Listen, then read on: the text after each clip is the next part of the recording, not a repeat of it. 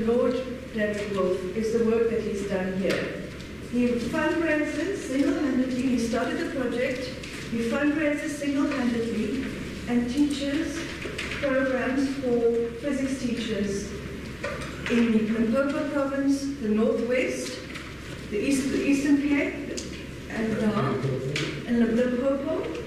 And it's just the most wonderful thing that somebody from overseas is investing in the way in which he has in the training of our physics teachers.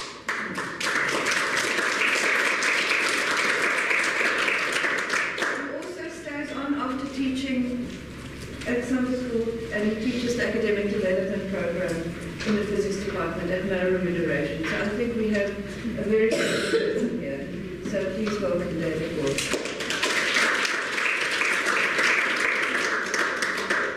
Thank you, Midi, thank you, Midi. Is that working now? Yeah, I think. For all the kind words. When this week's course is about the 18th century, the time generally called the Enlightenment. When I began university studies, the two things that most interested me were philosophy and physics. They're both interesting and challenging subjects. I chose to study physics because it was easier than philosophy. But both have remained fascinating to me over the years. Now, preparing these lectures has been a very challenging project because the subject of the Enlightenment should be, at the minimum, a study of a year's university course or maybe a lifetime of research. And here we are with 5 short hours to talk about it. And so all I can do is to go through most of the highest of the highlights with no time really to delve into the details or the most important ideas, and I'm afraid I could overwhelm you with names and complex ideas. But my hope is that there might be some areas of interest in that you could be encouraged to read further or think further about them. I'm going to refer numerous times to a man whom I discovered as an undergraduate, a man named Isaiah Berlin, who introduced me to both philosophy and the history of ideas. And any of his many books, and he's written a lot of books, would be an excellent place to start for anyone who is interested in thinking of more ideas. Now, today, the first half of today's lecture is a kind of an overview, and then I will start to do some details. The intellectual life of the 17th century in science and philosophy really, the end of the 17th century really ended in 1727 with the death of Isaac Newton. He's seen by many as the first great scientific figure, and in some sense he was. His contributions to physics, the investigations of light and heat, the laws of motion, the law of gravitation, these are incomparable gains in science. But Newton was truly more the last of the medieval thinkers than the first of the moderns. Superb as he was, and he was likely the greatest intellect that science has ever known, he spent more time on questions of religion, of mysticism, and of alchemy than in all of which he had deep interest. He spent more time on these than he did on science at all. His writings on religion, in which he believed in the philosophy of Arius, exceeded his writings on science. Arianism is a theology due to Arius, who was born in what is now Libya, in a city with the lovely name of Ptolemais, in 256, and he died in Constantinople in 336. The term Arianism was invented by his opponents and was meant as a pejorative term. This theology opposes the idea of the Trinity and makes Jesus the Son of God, following God, and therefore not equal to God. Following then a struggle of several decades, the Nicene Creed was accepted as dogma, and the ideas of Arius were rejected as heresy. All at an ecumenical council in Constantinople way back in 381. But over 1,000 years later, Newton believed in the theology of Arius and in the need of an immaterial agency for the movement of stars and planets. His interest in occultism and apocalyptic futurology is really not far removed from the great Muslim thinkers of the 13th and 14th centuries. He was indeed, as I say, the last of the great medieval thinkers, a man more occupied with theology than science, but still the bridge to the modern world and probably the greatest scientist of all time. Many of the topics and questions I want to address this week have to do both with science and philosophy, but not with theology, which itself is an interesting topic and underwent considerable upheavals during this time. The problems in these two areas have things in common, but also differ in some very fundamental ways. Scientific questions can be answered by observation, by experiment. This is perhaps a little doubtful when people in my field talk about string theory these days, an area which is so far removed from any experimental verification that it borders on philosophy, but nonetheless is done by physicists. True philosophical questions, on the other hand, tend to be very general and involve issues of principle. What is most characteristic, however, is that there seem to be no general procedures for answering such questions, no group of experts to whom we can turn for solutions. The questioners do not even seem certain what sort of answers are required. Questions such as, what goes on in the minds of another human being? Or what is actually the serious meaning of the word if?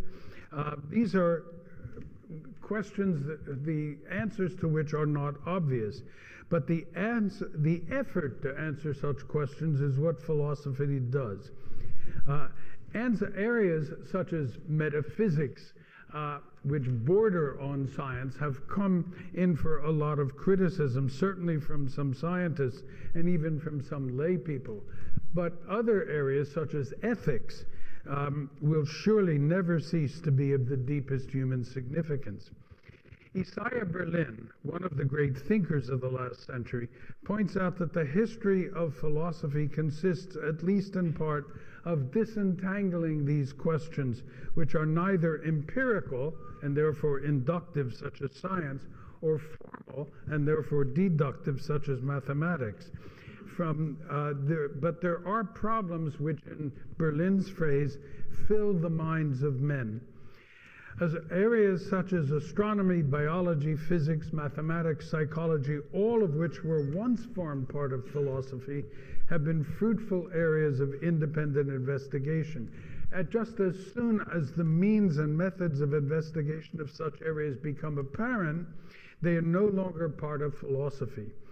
This progressive positioning of such areas with empirical or formal elements leaves behind some unresolved questions whose generality and apparent insolubility by either empirical or formal methods gives them a status which we call philosophical. The 18th century is often called the Age of Enlightenment and is surely the beginning of true scientific inquiry. And as I've said, it follows hard upon the work of Newton.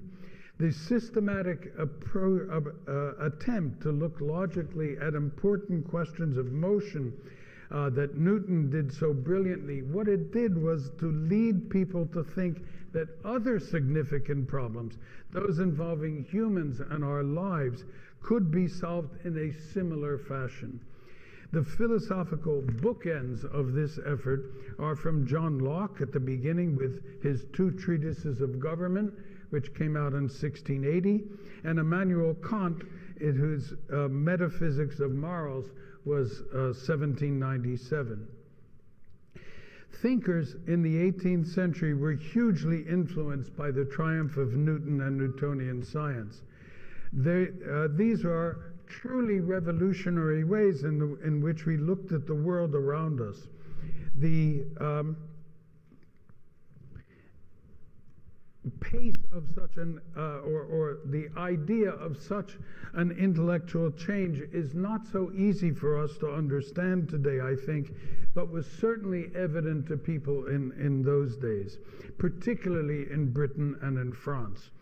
What had been achieved in the material world, people thought could surely be achieved in the mind, in social and political relations. Locke, Hume, and the French wished to be able to explain the workings of thought and emotion, of social relationships, of human behavior, just as Newton had done for gravity and the cosmos. There could be discovered laws governing human behavior and properly satisfied by the most efficient possible means. Questions of what would make humans just or rational or happy, these were factual questions, people believed, with true answers that could be investigated and discovered. There could be no contradictions between answers because all of these questions were logical and rational. Theists and atheists, optimists and pessimists, French materialists and German sentimental poets, nearly all were united in the belief that all problems could be solved by discovering objective answers which would be clear and valid for everyone and for all time. There was a seemingly natural tendency to regard philosophical problems as being on a level similar to those of other scientific questions, and that they could be solved by similar means. The unquestionable success of mathematical models in the 18th century left its mark on philosophy, with mathematical techniques such as deduction from self-evident actions according to fixed rules applied to philosophical problems. But, of course, not surprisingly, and has become apparent since that century, philosophical problems are really sui generis, and they do not resemble the problems of maths or physics. The brilliant 18th century is probably the last period in the history of Europe, at least, when human consciousness was thought to be a goal that could be realized and attained. We speak of the Enlightenment with an uppercase E, when really we should speak of the Enlightenments with lowercase e. There were great thinkers in several countries, and France certainly had its little flock of philosophers, and the British did not have as many. And even here, the word British lumps together these considerable thinkers in England with the incredible thinkers in Scotland, and it ignores also some Welsh and Irish thinkers who were significant. In Britain, there were men who shared broad convictions and sympathies, but they differed and agreed to differ on matters that were really important to them. Now, the word men leads to the problem of gendered language. English has only one word that can be used for either all human beings or for those who are genetically male. In the 18th century, expressions such as the man of letters or the common man were highly gendered. When Locke used these terms, it is possible to imagine him referring to mankind, but the thinking, the teaching, the preaching, the writing was really all male. There was not much thought given to women, and when women were referred to, they were mentioned very specifically. I would hope that we live in more enlightened times than the Enlightenment, but given the present political situation in the world, I'm not very confident. There has been another tendency, which I also decry, to change thinking on the Enlightenment. While many progressive thinkers have praised les philosophes for the rights of man and for the American Constitution, yet from the time of Edmund Burke, all sorts of generally right-wing scholars have blamed the Enlightenment for all sorts of things: the terror of the French Revolution, eventually legally sanctioning in this century fascism, Nazism, Stalinism. After World War II, the description of the Enlightenment was often totalitarian, where the rationality it described led to what has been described as a universal concentration camp. Michel Foucault, a contrary thinker if ever I read one, wrote that the true logic of the Enlightenment was to control and dominate rather than emancipate. Postmodernism has often reduced the 18th century from an age of reason to an age of paranoia, repression, and incipient madness, a conspiracy of dead white men to provide the intellectual foundation for the imperialism of the 19th century. Well, Voltaire once described history as a bag of tricks that we play on the dead, and perhaps he's correct.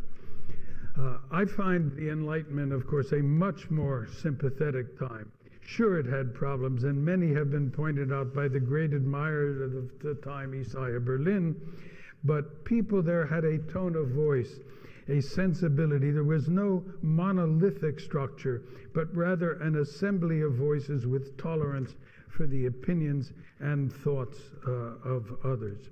Debate came before doctrine. And that leads me to this statement of John Locke.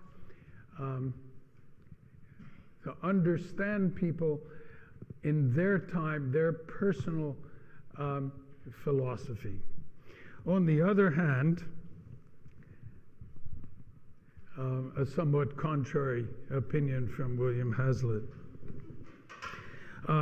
One of the things that characterizes the 18th century and the Enlightenment was the rapid growth of newspapers and the huge increase in the number of people getting information in this way. And this reminds me of our time with the tremendous information revolution through the internet and the World Wide Web. The World Wide Web, by the way, was invented by physicists at the CERN lab in Geneva, just so you know we've made some contribution with all the money that goes to support science. Many of these changes started even before Newton, and thinkers such as Descartes, Spinoza, Leibniz, Hobbes were looking for methods to overcome the fallacies and discredited theological arguments. Newton's influence was an enormous factor, as one notices in this great couplet of Alexander Pope. In the 20th century, of course, this was modified by, "It did not last, the devil shouted, ho, let Einstein be, restored the status quo." Given the chaotic nature of metaphysics, of logic, of ethics, and the subjects of the social life of people, it seemed only natural and reasonable that the great success of maths and science should encourage thinkers to use these techniques for social areas. Given the huge problems that theological disputes had created, and the growing existence of charlatans and zealous thinkers, it was only reasonable to try to make some order out of this great chaos. This was, after all, a search for a theoretical copy or an analog of the divine harmony that nature contained and which was concealed from us by human ignorance or idleness or perversity. This was going to make us all happy and free. What a pity. Much of medieval science was based upon a priori deductions from so-called natural principles, and this was all based upon Aristotle's ancient theories. These were ideas such as objects come to rest unless there's a force acting upon them, or circular motion was naturally based on the desire of an object for self-fulfillment. Whereas the laws of Kepler and Galileo contradicted these ideas and were often based on real experiments. The teleological arguments of Aristotle that objects had a natural tendency to fulfill their end or purpose, these were finally to be discarded. Space, time, mass, force, momentum, the terms of mechanics, would take the place of final causes of divine providence or any other metaphysical notions. In mechanics, there are only space, time, and mass, matter. And if we want to include electrical and magnetic and optical phenomena, we have to add electric charge. Those four things are all there is, and everything else in science is composed of them. The reductionist argument is clear in Locke and Hume, and even with the religious and often mystical Bishop Berkeley, all of whom we'll come to talk about. Berkeley wanted to deny, all of them wanted to deny metaphysical aspects. Matter was now to be understood as the existence of particles and the idea and the laws of behavior between them. And these British empiricist philosophers treated the mind as if it were a box of ideas, the mental equivalent of Newtonian particles. Ideas are simple, and they could not be split into something smaller. They sit inside the mind, gathering together into compounds the way we now know atoms combine to form molecules. Three-dimensional space in our world now had a counterpart in inner space of the mind, and over which mental reflection presides. So philosophy was to be converted into a natural science. These British empirical philosophers soon came to be the largest force in 18th century European thought. And here is Hume. The solid that we can give to this science must be laid on experience and observation. And this is a very empirical role, and maybe not so incorrect.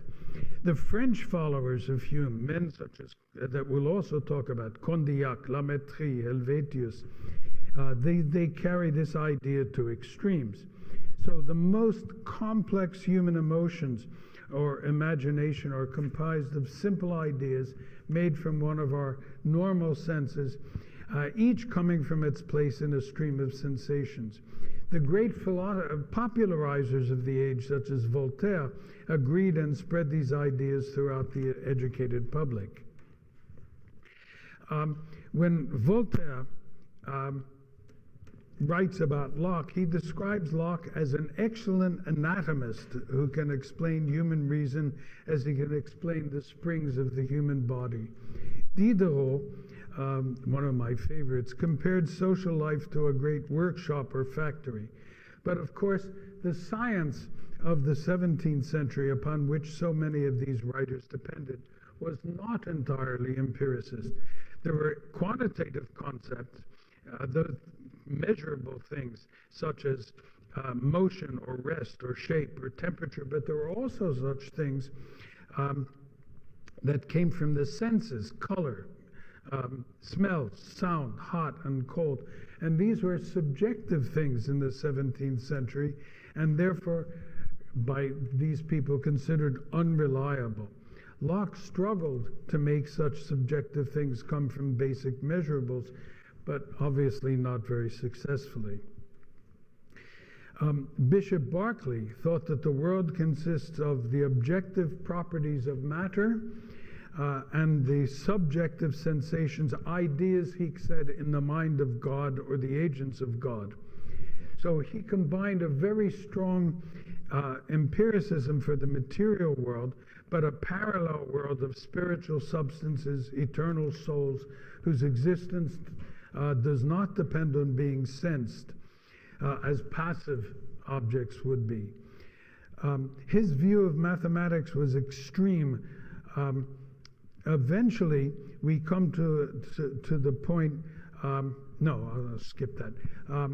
Mathematics can give us such information, in which case the real world came to be only probable, uncertain, and never infallible. As time went on, in other words, people realized that they could not find things mathematically in terms of emotion and thought. And this distinction became highly important to Immanuel Kant, and he made a distinction between what he called synthetic and analytic ideas, things we know a posteriori or a priori. And this Kantian beginning, which represents the end of the Enlightenment, gave rise to much of 19th century philosophy. Kant ended this idea of this attempt to make philosophy into a natural science. Philosophy asks questions that cannot be answered by empirical investigation, nor by deduction from axioms. What may be self-evident to one person may certainly not be self-evident to another. Kant was particularly clear on this issue. The judgments that people make in their everyday experience are far from identical with the sources of their belief or attitudes. This has become painfully obvious to many of us in trying to understand political issues in our present day, why people vote as they do. A simple example, which is particularly relevant to me, is the Pythagoras Theorem. It says that the sum of the squares of the two sides, which have a 90-degree angle between them, that the square of this side plus the square of the length of that side is the square of this side, the hypotenuse. And two questions arise. What sorts of evidence should I produce for the proof of such a statement? And the second, how do I prove to you that this statement is true for all possible such triangles? Now, the first statement I can show you by drawing as many triangles as you like. But the second statement, how can I prove that for all triangles? I'd need to draw an infinite number of triangles, which would take an infinite time. Now, this is just a direct, concrete example of many such possible examples, but thinkers in the 18th century often confused these two questions and assumed that answering the first one would provide an answer for the second one, which is not possible. These were often conflated. Another example, which Locke in his essays considers, is called the Law of Non-Contradiction. Sorry that that's fuzzed. It's a computer problem. These two things cannot be true at the same time. A cannot equal B and can equal B and cannot equal B at the same time. What Locke said is that such knowledge is not imprinted on the brain of infants before they are born. This question can only be answered by a science, the science of psychology in this case. And so this was an attempt to show that philosophy considered of empirical procedures, and it led to some of the most important insights of 18th century philosophy, but also, of course, to its major error, trying to make philosophy into a science, something that it is not and cannot ever be. By the end of the century, certainly with some doubts began. Samuel Johnson and Edmund Burke in Britain, Johann Hamann and Johann Herder in Prussia began a change. The history of philosophy is full of material which is difficult to elucidate, to solve, to classify. Such puzzles are really different from science, where answers are also difficult, but they're not puzzles. time. Philosophical problems change with the ages and with cultures.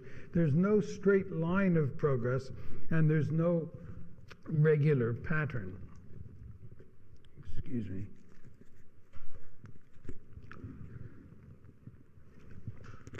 For us, in the 21st century, having witnessed history in the 20th century, things, of course, look very different. Berlin wrote that there were two factors that determined the history of humanity in the 20th century. The first was the growth of natural sciences and the technology it allowed. It is clearly one of the great success stories of the time. It's alleviated poverty and disease for millions.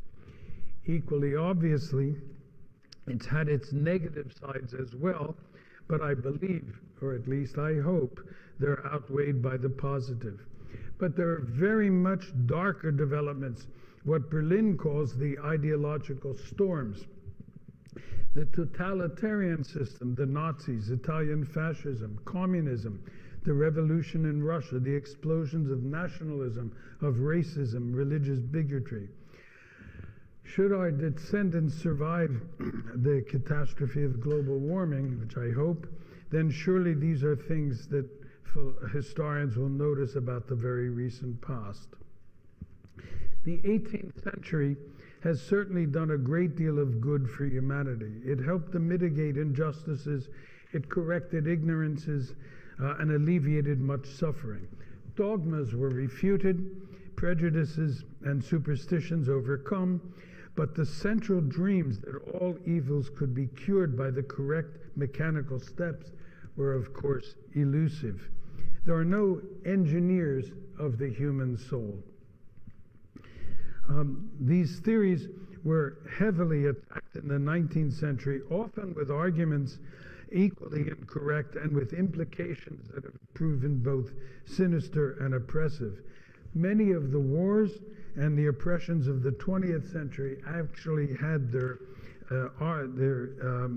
origins and their basis in ideas generated in the 19th. The age of Enlightenment, with all its faults and misunderstandings, is still, I believe, one of the best and most helpful in human history. Now, to start a little bit more specifically. As I've stressed, the success of natural science led people to believe that human problems could similarly be subject to rational investigations. And nowhere does this resonate better than in France, and amongst the most important such figures is Denis Diderot, born in 1713.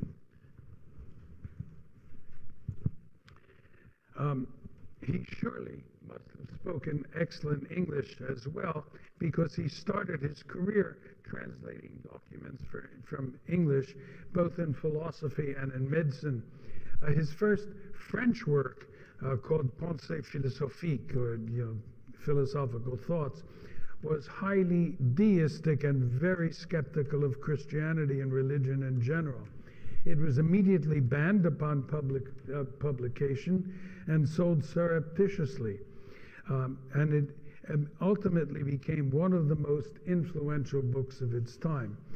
But the man known as the French public executioner, and I just try to imagine having such a job, he ordered it banned and called it scandalous and contrary to religion and morals.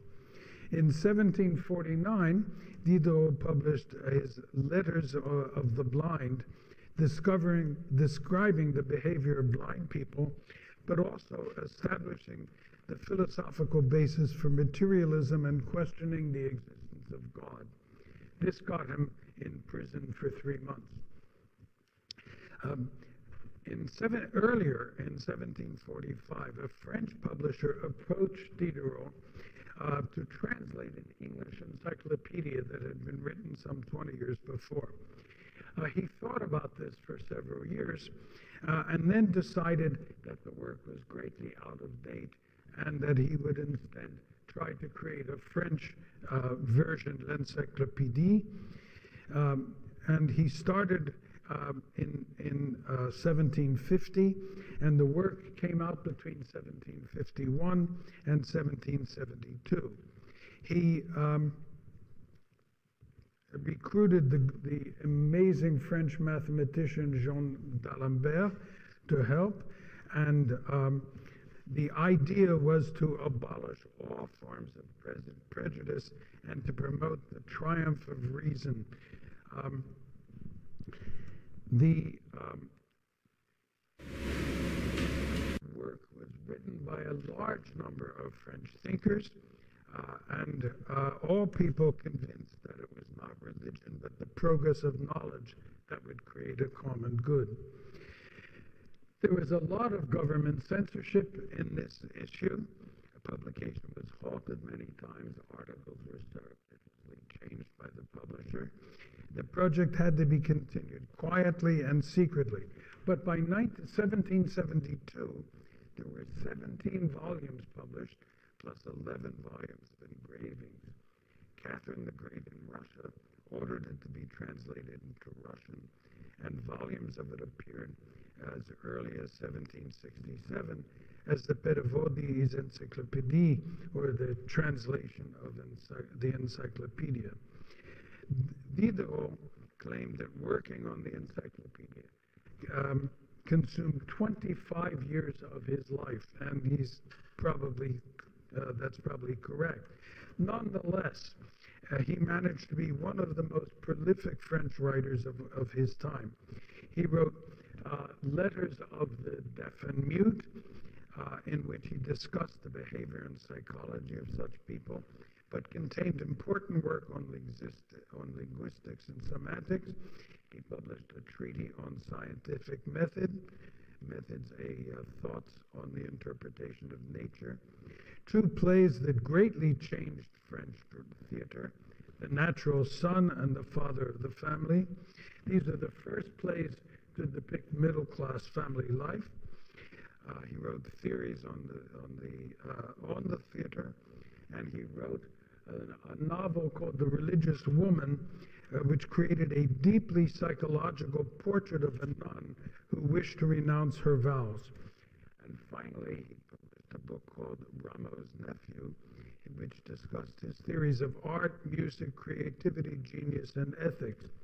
And it seemed to be his most famous work, even though it was published posthumously. Diderot was at the very center of French intellectual life. In the 18th century, he was friends with philosophers such as Holbach, Rousseau, Hume, Helvetius, etc. In October 1773, he was 60 years old and really not well. But as one of the great thinkers of the encyclopedia, which Catherine had translated, he was invited to her court in St. Petersburg. The trek from Paris was long and grueling, and he arrived in a wintry October. He was really not well, but he was certainly one of the century's most subversively wonderful thinkers, and what followed was unprecedented, with more than 40 private meetings stretching over nearly 4 months between these two extraordinary figures. He had come from Paris, and as he thought, in order to guide the women who became the continent's last great hope for an enlightened thinker, but a ruler rather. But it soon became clear Catherine had a very different understanding, not just of her role, but of his as well. Philosophers, she claimed, had the luxury of writing on unfeeling paper, but rulers had the task of writing on human skin, sensitive to the slightest touch. Here's a portrait of her. She was married to the man who became Tsar Peter III in early 1762. Peter was born in North Germany, the province of Holstein, but his mother was the eldest daughter of Peter the Great, hence his relation to the Russian throne. Peter's mother became Tsarina, but died shortly after his birth. She was succeeded by her younger sister, who brought Peter to Russia and made him her heir. She also arranged for him to marry a German princess, Sophia Augustus Frederica, a woman who later became Catherine the Great. His Russian was poor, but Sophia converted to Russian Orthodoxy and apparently spoke Russian quite well, but what I'm told, slightly accented. They married in 1745, and they had a son who later became Tsar Paul I and a daughter. Later, she would claim that the marriage had never been consummated and Paul was not her son. That's unlikely to be true. But the marriage was a very unhappy one, and both Catherine and Peter took numerous lovers. Is it doing? Oh, okay, thank you. Is that better, I hope, in the back? Good, sorry.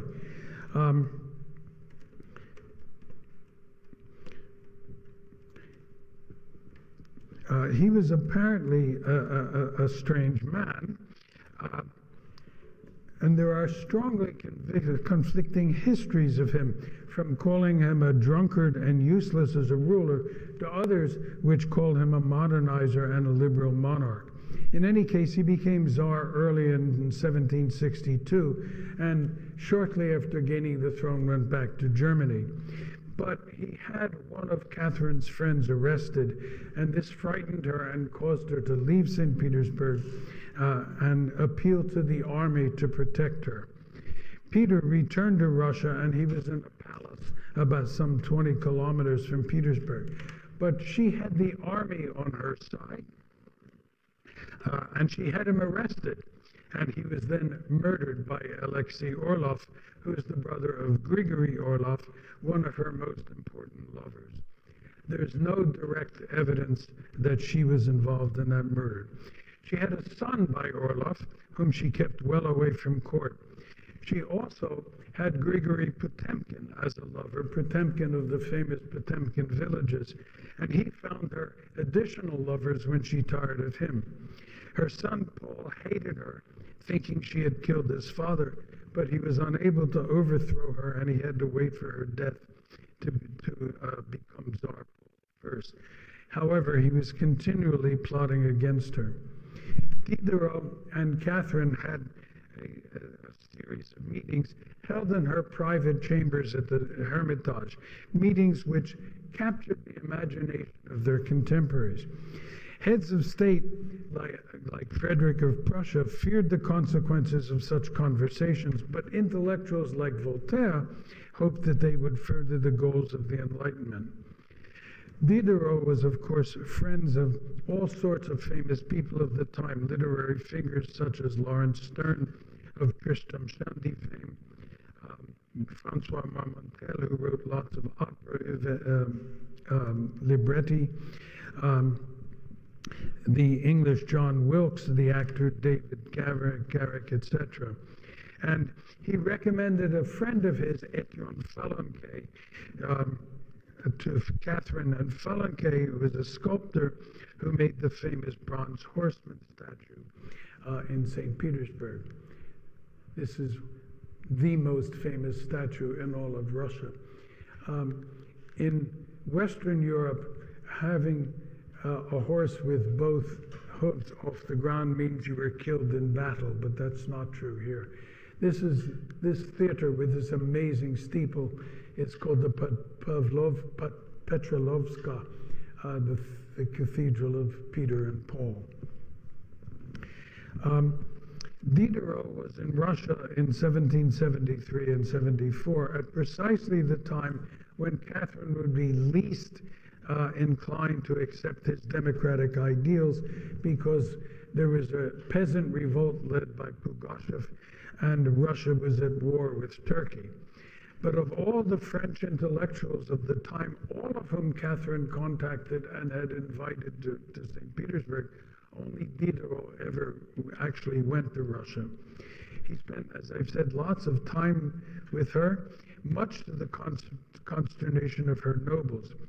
He was with her at least 3 times a week, and for several hours each time. He was distingué and treated extremely well. He wrote numerous notes and memoranda, everything from how a monarch should treat the third estate, that is, the common people, to manufacturing and factories. He was interested in publishing an expanded Russian version of the encyclopedia, and he asked her numerous questions. She regarded him as a great thinker, often a man of 100 years of maturity, and occasionally as a child of 10. But great fun was made of Diderot by French thinkers of the time.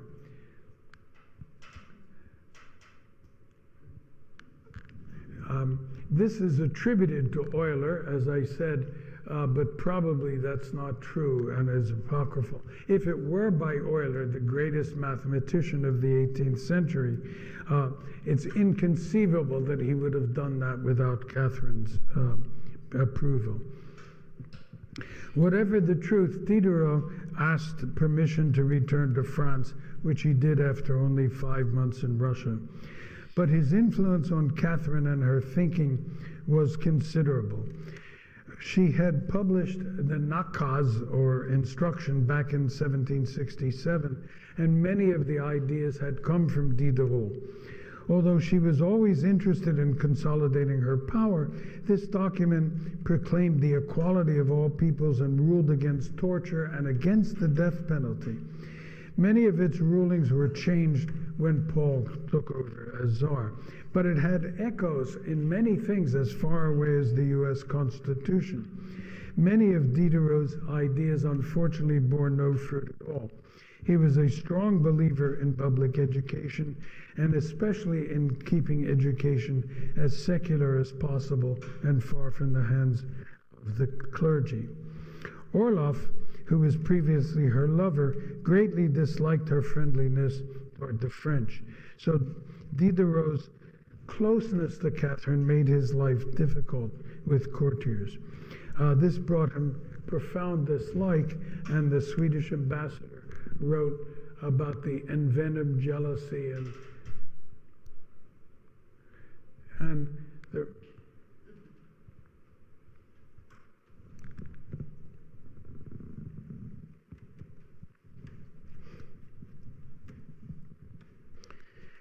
the Prussians, who were rivals of Russia, hated Diderot. Frederick the Great wrote that Diderot is at St. Petersburg, where the Empress has heaped favors upon him. They say, however, that people find him argumentative, boring, forever harping on the same string. I do not know what there is about his works. I cannot abide reading them, intrepid reader though I am. There is a self-satisfied tone and an arrogance about them that revolts my instinctive liberty. That an autocrat like Frederick should claim he has an instinctive liberty is pretty funny. As an aside, today you can fly from Paris to St. Petersburg in a bit over 3 hours. When Falconet made the trip to create the statue, he made it very quickly in a time of slightly over 5 months. Travel has really changed. 5 weeks, I'm sorry, not 5 months. Diderot left St. Petersburg early in March 1774, but he was always deferential to Catherine, describing her as having the soul of Caesar and the seductions of Cleopatra. But he was aware and heartily disliked the despotic nature of her regime. And he said, there is a nuance of power.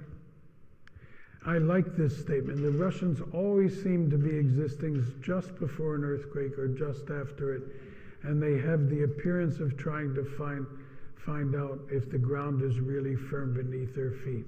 Boy, plus ça change, as the French would say. Russia has not changed a great deal in 250 years.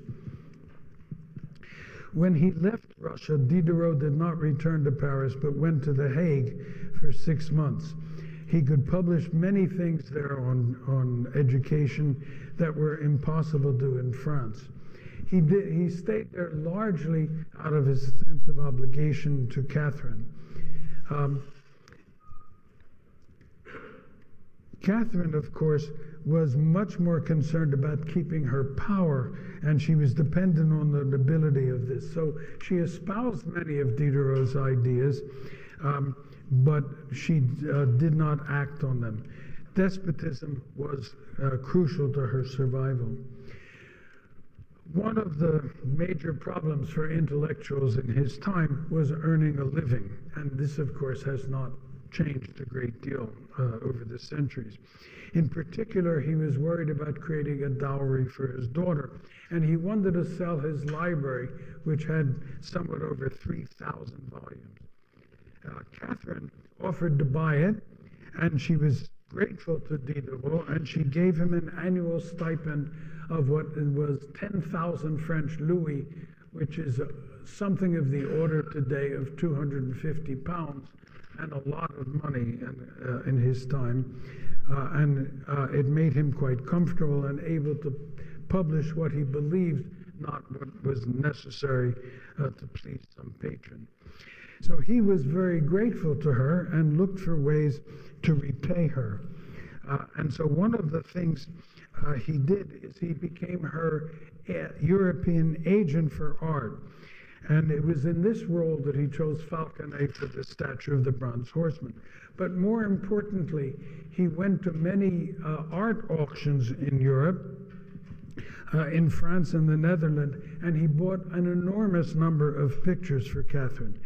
He bought paintings from such artists as, and I'll read you the list, Murillo, Van Dyck, Rembrandt, Raphael, Correggio, Titian, Dürer, Poussin, Rubens, Da Vinci, Giorgione, Steen, lots of others.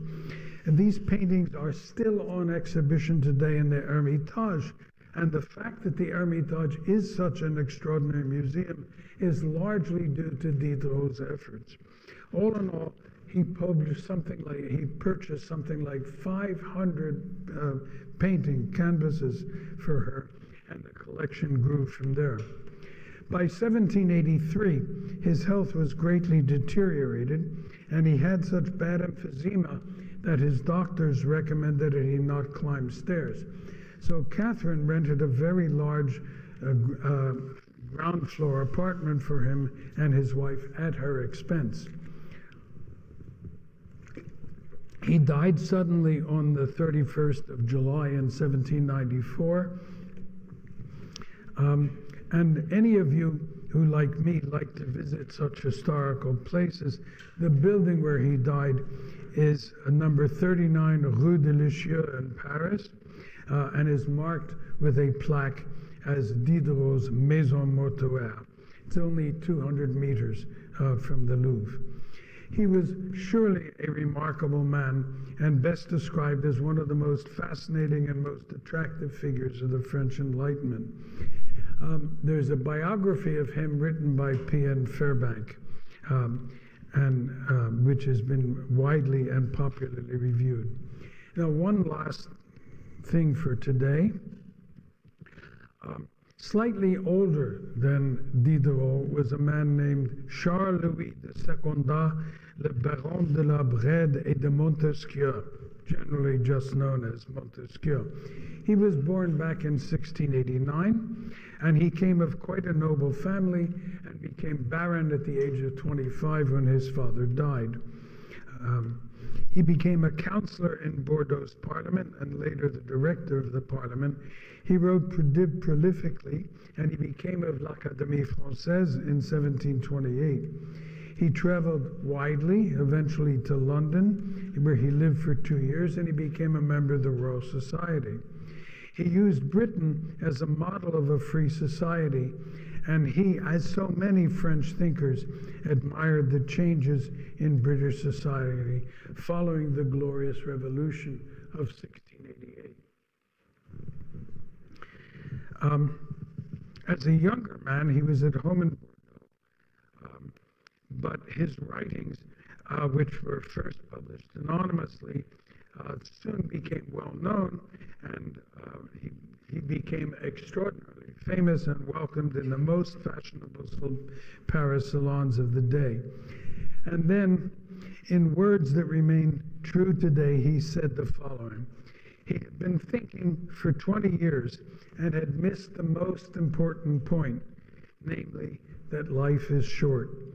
He may not have time to finish what he started. So true. He was extremely well educated on Roman times and history, and then in 1734, he published Considerations on the Causes of the Greatness of the Romans and Their Decline. This was over 40 years before Gibbons published his famous Decline and Fall of the Roman Empire. And in line with government thinking of this time, he attributed Rome's greatness to both its military and its constitution